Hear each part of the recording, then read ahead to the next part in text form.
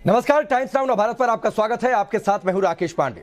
पाकिस्तान की सीमा हैदर मुल्क की सीमाओं को लांघते हुए हिंदुस्तान में लोग उनके प्यार के किस्से की चर्चा कर रहे हैं। हर किसी की जुबान पर पबजी से पनपा ये प्यार है।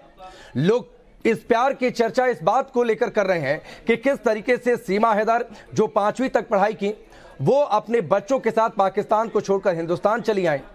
लेकिन इसके साथ ही लोग सवाल भी कर रहे हैं कि कहीं इसके पीछे कोई साजिश तो नहीं। किस तरीके से सीमा हैदर कामयाब हो गई गैर कानूनी तरीके से हिंदुस्तान में प्रवेश करने में। पुलिस इस बात को लेकर जांच भी कर रही है। उनका फराटेदार अंग्रेजी बोलना, उनके पास अधिक पासपोर्ट का होना, एडिट करना, आधार कार्ड में इस बात की जानकारी आना, लोग पूछ रहे हैं कि कहीं वो पाकिस्तान की जासूस तो नहीं है। इन सबके बीच बहुत जरूरी था कि सीमा हैदर से बातचीत की जाए। आखिरकार सीमा हैदर का मोहभंग क्यों हो गया उनके पति के साथ, क्यों उन्होंने अपने पहले पति यानी पाकिस्तान वाले पति गुलाम हैदर को छोड़ दिया। इसीलिए हमने तय किया कि गुलाम हैदर और सीमा हैदर को आमने सामने बिठाया जाए, उनसे बातचीत की जाए। तो इस वक्त सीमा हैदर और गुलाम हैदर जो कि उनके पाकिस्तान वाले पति हैं, इस समय सऊदी में हैं, वो दोनों हमारे साथ मौजूद हैं। आप दोनों का बहुत बहुत स्वागत है। सबसे पहले सवाल मैं सीमा जी आपसे करता हूं, ये बताइए कि आपका सचिन के साथ प्यार, दोस्ती, ये सब कुछ, ये सिलसिला कब शुरू हुआ? भारत आने की शुरुआत कैसे हुई? पबजी से पनपा प्यार आपको किस तरीके से हिंदुस्तान खींच कर लाया? हकीकत ये पबजी के थ्रू ही सर हुआ है। हमारी चैटिंग स्टार्टिंग पबजी से ही हुई है। बाकी मैं इनको वैसे नहीं जानती, झूठ में नहीं बोलूंगी क्योंकि अब तक मैंने कोई भी झूठ नहीं कहा, क्योंकि मैं इनको पाना चाहती हूँ। मैं सच की बुनियाद पे हर चीज करना चाहती हूँ। अगर मेरे नसीब में होंगे हैं, मतलब मुझे तो मिल गए हैं। अब तो जिंदगी मौत यहीं पर लिखी है। बाकी फिर भी कानून के फैसले का इंतजार है हमको। तो हमारी पबजी से ही स्टार्ट हुआ है सर प्यार हमारा। मतलब 2020 में हमने पबजी में पहली बार मिले थे सर। ये प्यार, ये जो भी है सब पबजी से हमारी शुरुआत हुई। फिर व्हाट्सएप से इंस्टाग्राम, मैसेंजर, ऐसी कोई भी आईडी नहीं है जो हम दोनों के एक दूसरे के पास ना हो। इनका फेसबुक मेरे पास, मेरा फेसबुक इनके पास, इनकी इंस्टा की आईडी मेरे पास। हर आईडी में हम एक दूसरे का नंबर लगाते थे, ये मेरा, मैं इनका। तो हमारे प्यार में मतलब ऐसा कुछ भी नहीं है। मैंने सारे सबूत दे दिए हैं, क्योंकि जो सच है वो सच है। मैंने अपनी इंस्टा की आईडी, फेसबुक की आईडी सब मैंने उन जो पुलिस वाले जो मुझसे पूछताछ कर रहे सब मैंने उनको दे दी सर। इन्होंने असली नाम रखा था, सचिन मीना ही लिखा था। आप अपनी मर्जी है, जो आप लिखना चाहें वो आपकी पसंद है। मैंने फेक लिखा था, इन्होंने रियल नाम लिखा था। मेरा मारिया खान था, फेक एम से मारिया खान, और इन्होंने सचिन मीना ही लिखा हुआ था। तो ऐसा कुछ नहीं है। अब बंदे की अपनी मर्जी, तो फेक लिखे हैं, रियल हमने रियल लिखा था। तो इनको जब मैं इनकी गेम में गई तो इनको इंटरेस्ट आ रहा था कि लड़की खेल रही है। मैंने माइक भी नहीं खोले, खाली ये मुझे रिक्वेस्ट भेजे जा रहे थे कि खेलने साथ में। बड़ी दिलचस्प है सीमा जी आपकी ये पूरी कहानी, प्यार की ये कहानी, कैसे आप सचिन से मिली। लेकिन एक बात है, मैं कुछ और सवाल आपसे करूं क्योंकि कई सारी शंकाएं लोगों के मन में है। एक सवाल जरूर कि पहली बार जब पबजी के जरिए मुलाकात हुई, जिसकी आप चर्चा भी कर रही थी, तो कब ये लगा कि दोनों एक दूसरे को कमिटमेंट कर रहे हैं या दोनों एक दूसरे के लिए बने हुए हैं? ये सब कुछ कैसे शुरू हुआ? के घर वाले इनकी शादी की बात करते थे ना, तो मुझे बहुत बुरा लगता था कि ये शादी करेंगे, किसी और के हो जाएंगे, मैं इधर हैदर के जूते खाने के लिए सारी जिंदगी पड़ी रहूंगी। मतलब बहुत दुख सा फील होता था जब ये इनके घर में कोई भी कहता था ना कि ये कर लो, या किसी लड़की का नाम भी ले या बात भी करे, मुझे बहुत जेलसी फील होता था। इनको भी होता था पर मुझे इनसे ज्यादा था। इनको इतना नहीं होता, इनको इतना गुस्सा आता है पर जेलसी इतना नहीं होते थे। मैं बहुत जेलसी होती थी, मुझे बहुत बुरा लगता था। यानी कि शादी की बात हो या किसी रिश्ते की बात चले तो मुझे बहुत, मतलब खून कर दूं सर जो इनके बारे में बोले। तो मैं इनसे लड़ाई में भी ये काटा करती थी, यही कारण था कि मुझे बहुत दुख होता। ठीक है सीमा जी, आपने एक फैसला लिया कि आप सचिन के साथ रहेंगी, सचिन के लिए आप हिंदुस्तान आएंगी। लेकिन आप पहले से रिलेशन में थी, आपके पति थे, बच्चे, पति काम के लिए, पैसे कमाने के लिए सऊदी में, लेकिन फिर भी आप उन्हें छोड़कर भारत आने का आप फैसला करती हैं। और ये काफी बड़ा फैसला है क्योंकि पाकिस्तान हिंदुस्तान के बीच रिश्ते वैसे भी सामान्य नहीं। उन सबके बीच आप तय करती हैं कि पाकिस्तान से आप निकलेंगी, आप हिंदुस्तान पहुंचेंगी। आपने कैसे इतना बड़ा फैसला लिया? खत्म हो गया। भैया वाले वो अपनी जिंदगी में खुश थे, पति भी वो अलग ही थे। अगर वो आते भी तो मुझे उनसे डर लगता था कि वो वापस ना आए। मैं यही चाहती कि वापस कभी ना आए, मैं ऐसा ही चाहती थी। मुझे वो अच्छे नहीं लगते थे क्योंकि हमेशा वो डांट फूट करना, मारपीट करना, दब दब के रहती थी। जब वो यहाँ पे थे, जब वो चले गए तो मैं बहुत खुश रहती थी, बहुत आज़ाद फील कर रही थी खुद को। तो मैं यही कहती थी वो कभी ना आए। मैं उनको कहती भी थी कि तुम कभी मत आना यहाँ। मैं वहाँ आऊंगी। कभी एक बार कहा था मैंने उनको, शुरू में जब बीच में बात होती थी, तुम मत आना अभी। मुझे डर लगता था कि वो वापस ना आए क्योंकि मैं इनके साथ बहुत खुश थी और यही डर था कि मैं बस यहाँ चली आई, क्योंकि वो आ जाते तो फिर मैं मर जाती, क्योंकि मैं इनके बगैर मैं किसी के बारे में सोच भी नहीं सकती थी। वो पति भी, जो मेरे पति थे, वो अच्छे बिल्कुल ना थे। उनकी बात करने का तरीका बहुत गलत था और ये बहुत अच्छे थे। इसी कारण सर मैंने सोच लिया कि मेरे पास कुछ भी नहीं है। भैया शादी कर लेगा, बहन शादी छोटी है वो कर लेगी, अपने बच्चों वाले हो जाएंगे, घर वाले हो जाएंगे, कोई किसी को नहीं पूछता सर। ये मैंने देखा, जब हमारे पापा खत्म हो गए तो कोई हमें पूछने वाला भी नहीं था। एक पापा ही थे जो हर टाइम समय फोन करते थे, मेरे साथ थे। ऐसे बरसात हो तो भी कॉल करके कहते थे कि बच्चे अंदर कर लो, बरसात हो रही है। पापा जैसी कोई चीज नहीं। वो खत्म हो गए ना, तो मेरा डिसीजन हो गया कि मैं यहाँ आऊंगी, क्योंकि फिर मेरा कुछ भी नहीं था पीछे।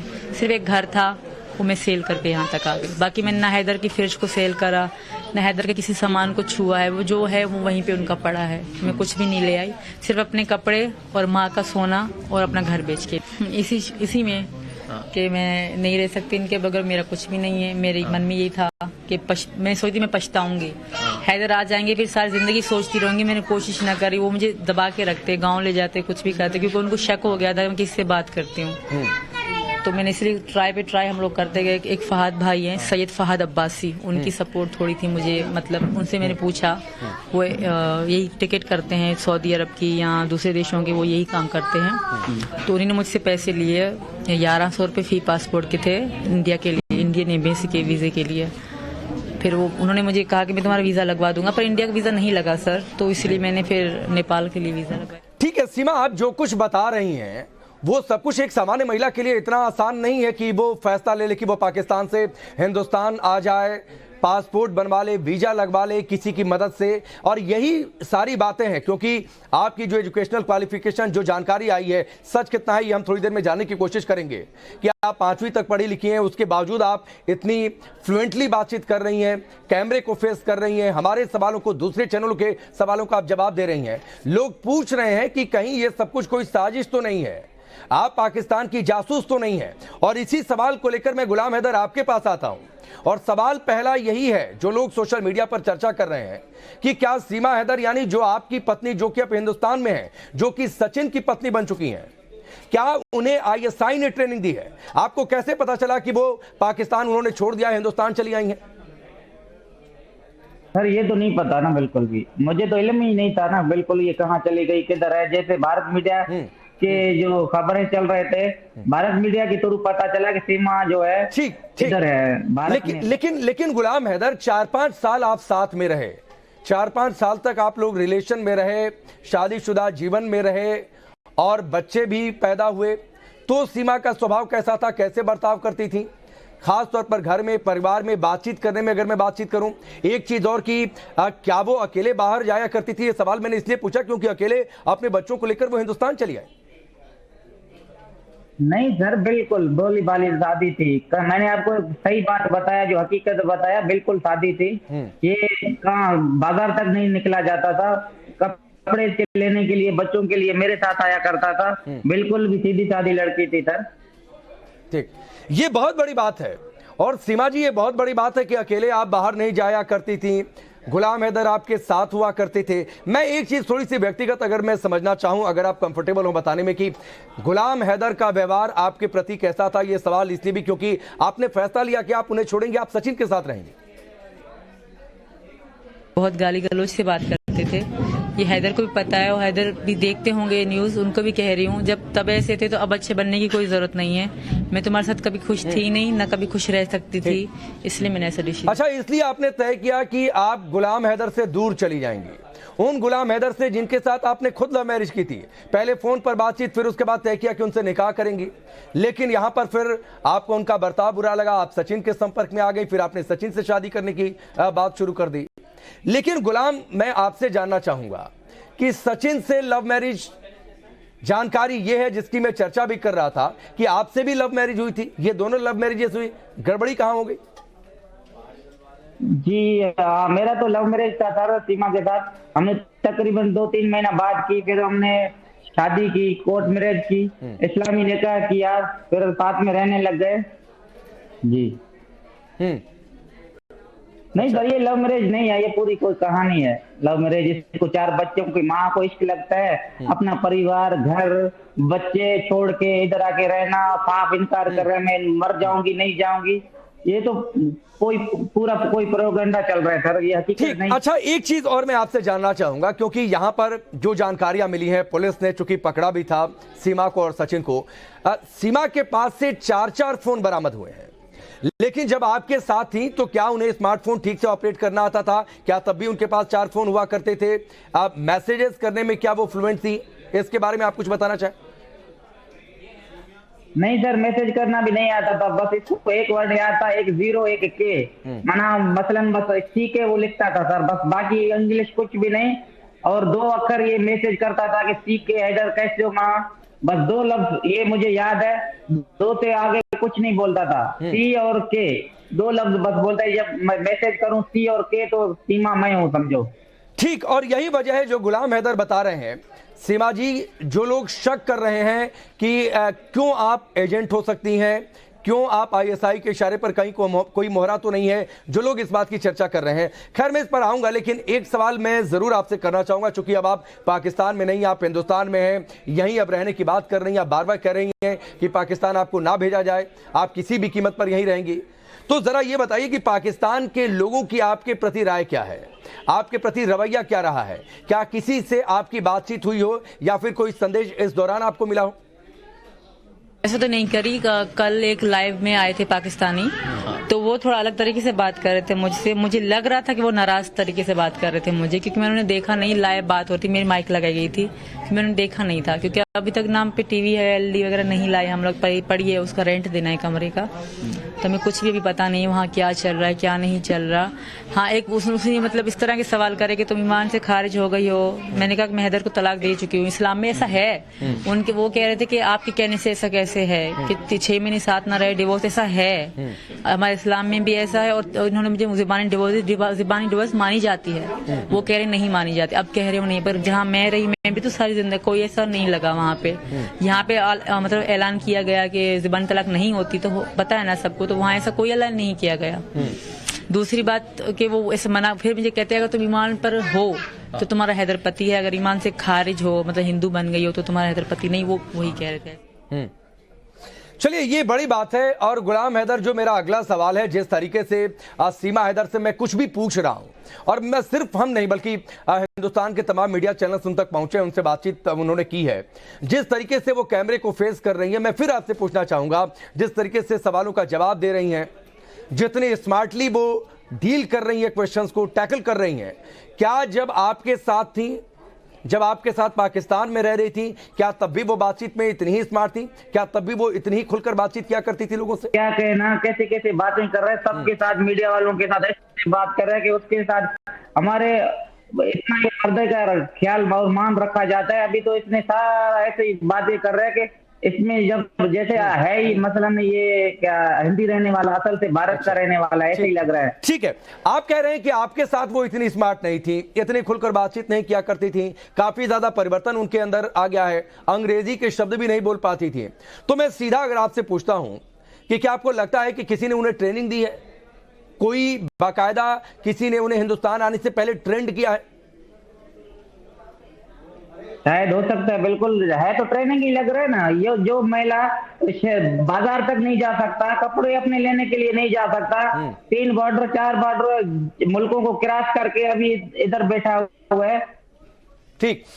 अच्छा, एक चीज और गुलाम जी, मैं आपसे जो पूछना चाहूंगा, चूंकि सीमा से बार बार ये पूछा गया कि आपको लेकर इंक्वायरी चल रही है, कहीं आपको पाकिस्तान वापस ना जाना पड़े, बहुत लोग कह रहे हैं कि पाकिस्तान आपको भेज देना चाहिए, लेकिन गुलाम जी वो पाकिस्तान जाना नहीं चाहती हैं, वो कहती हैं वो यहीं पर रहेंगी, और यहां तक कि वो यहां रहने के लिए हिंदू बनने को भी तैयार हैं, वो धर्म परिवर्तन के लिए भी तैयार है, योगी सरकार की भी वो तारीफ कर रही हैं। आप कुछ कहना चाहेंगे? सर ये तो फैसला भी सरकार करेगा, हम तो कह सकते हैं कि इसको ऐसे ही नहीं रखा जाए। जैसे ये आया है ना, महरम के साथ इसको रहना पड़ रहा है, ये मेरे निकाह में है सर, अभी भी मैंने ना इसको तलाक दिया ना कुछ दिया।